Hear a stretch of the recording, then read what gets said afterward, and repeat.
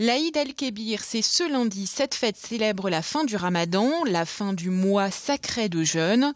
Pendant 3 jours, les musulmans fêteront l'Aïd en famille et entre amis. Nous reviendrons sur cet événement dans l'édition de demain.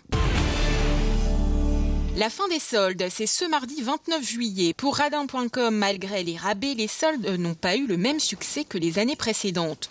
Selon un sondage, 83% des consommateurs ont dépensé moins que l'année dernière. Comment l'expliquer? Les réponses au micro de Tanguy Lécluse. Pourquoi cette régression?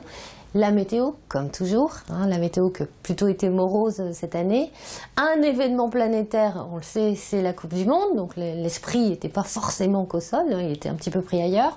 Et bien entendu, la crise. On sait qu'aujourd'hui, les paniers sont un peu plus petits. Pourquoi? Parce qu'on achète un petit peu moins de choses, on achète toujours moins cher parce qu'on a moins de liquidité.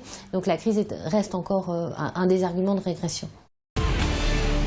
On connaissait la rue des libraires à Bruxelles, et bien à Lille, l'Office de tourisme propose une visite des 4 librairies indépendantes situées dans 4 quartiers différents de la capitale des Flandres. Le but, découvrir le métier de libraire et créer de nouvelles rencontres, pour le plus grand plaisir des visiteurs qui peuvent dénicher des pépites. On est des acteurs culturels de nos quartiers et même des acteurs dynamiques tout simplement. On a souvent des rencontres qui se font dans la librairie de personnes qui se connaissent, qui se retrouvent par hasard ou alors des personnes qui ne se connaissent pas mais qui vont discuter autour d'un livre. C'est vraiment ce petit côté qu'on ne retrouvera pas dans les grandes surfaces en fait qui fait notre spécificité. Et également ce qui est mis en avant dans ces rencontres c'est les spécificités de ces librairies qui sont toutes plus ou moins spécialisées. Comme disent les latins, que l'âme se nourrit en lisant. Et j'aime bien m'actualiser et m'informer en m'informant. C'est dictionnaire des techniques, dictionnaire de la vie spirituelle. Je l'ai cherché, je ne l'ai pas trouvé. Dans les grandes surfaces, il y avait rupture de stock. Je le trouve ici curieusement. Ça m'enchante. Du safran dans les Wep. Eh bien oui, c'est possible. Direction la ferme du safran à Entière-en-Wep. En 2009, Jacqueline décide de se lancer dans cette culture exotique. Elle plante 250 bulbes et observe comment ces plantes s'adaptent à la région. En 2012, elle en plante 6000. Sa safranière est lancée. C'est une épice qui vient d'une petite fleur mauve appelée Crocus sativa, qui fleurit en automne, qui a beaucoup de vertus, comme nous l'explique Jacqueline au micro de Macha Grunessen. J'aime bien tout ce qui est la floraison, la clôture. C'est mon métier de fleuriste et d'agricultrice. Avant, je faisais la culture de fleurs séchées, donc je tourne toujours autour de la fleur. Donc, et la découverte des produits safranés, c'est-à-dire comme le sirop, les confitures de safran, les madeleines au safran et d'autres produits que j'ai envie de faire cette année. En plus, ça a des vertus médicinales, donc ça fait du bien au corps aussi. Le safran. Tout à fait, tout au corps.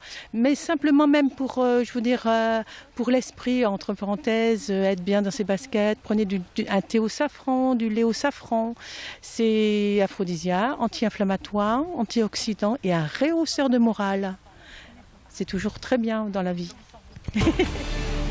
De grosses bulles transparentes dans lesquelles se trouvent des joueurs de foot.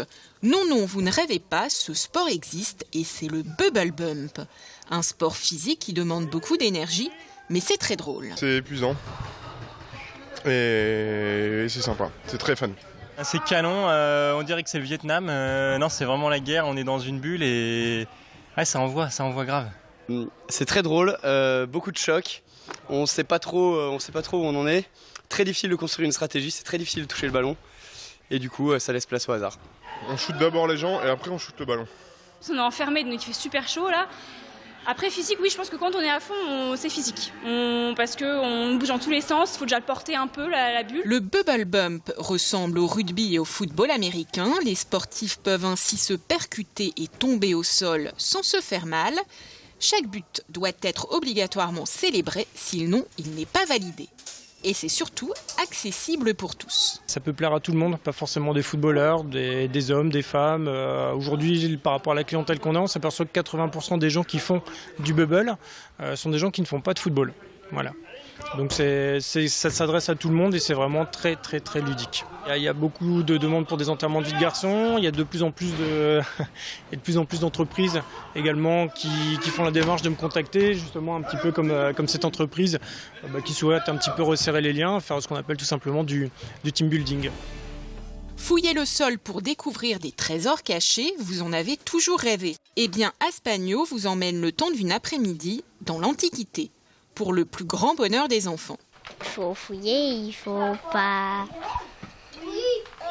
creuser trop. Pourquoi il faut pas trop creuser? Parce qu'on peut abîmer des objets en dessous.